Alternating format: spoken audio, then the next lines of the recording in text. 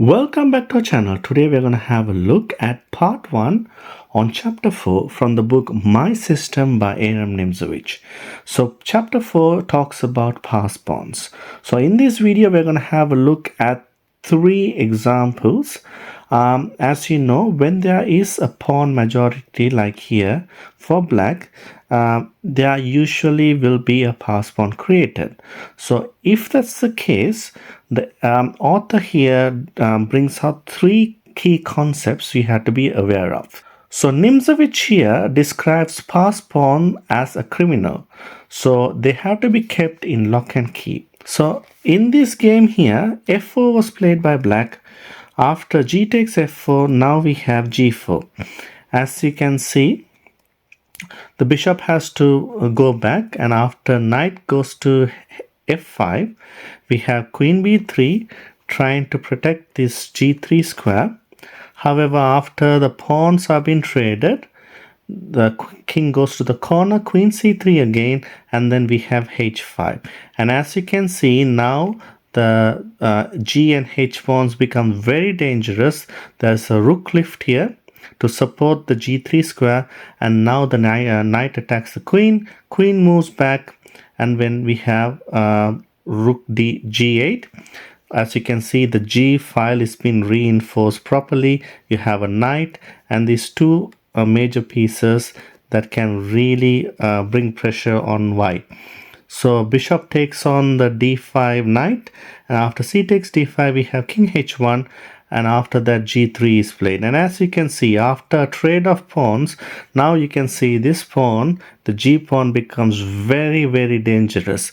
Theoretically, from engine point of view, this is still a drawish position, but from a human point of view, just imagine how much pressure black is putting. And as you can see, the main reason for that is white didn't take care of this pass pawn.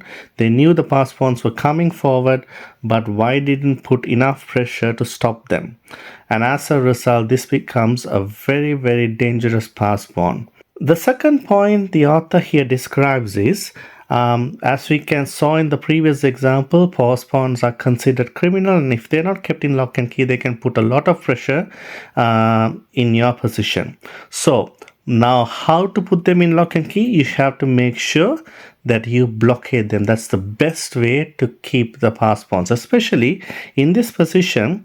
Blockading, what the author brings out is, as you can see, the knights are the best pieces to block pawns, especially isolated pass pawns.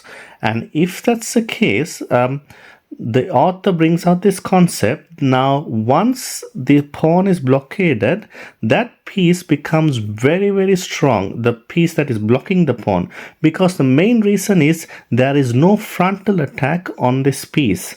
Especially in isolated pawns, there are no pieces that can attack from the front because the pawn itself becomes a natural defender. So this is another key concept. And as you can see, when isolated pawns, we always put a knight here, and it becomes very difficult. What you generally do in isolated pass pawns, all you have to do is simply put a piece in front and try to attack this pawn and try to grab this pawn. That's the whole idea of it. So that's another very interesting idea. And the third point is blockading the pawns. We are still looking at blockading the pawns, and in this instance what the author brings out is, here white, by blockading the 2 pawns on the d and e files, it has literally restricts the whole black position. Now, as you can see, for example, king h4, and now after black tries to simply open up the position, white simply plays a6, and all of a sudden all pieces of black become useless. Even though white is behind in material, by simply blockading these pawns, white is very good in this position. It has a very strong pass pawn. At the same time can come here and attack as well. However, theoretically this still is a drawish position, but what the author brings out is by blockading pawns you can restrict your enemy pieces, and that is a very good idea, especially in the end games. I hope you enjoyed this video. For more videos like this, please like and subscribe, and it's bye for now.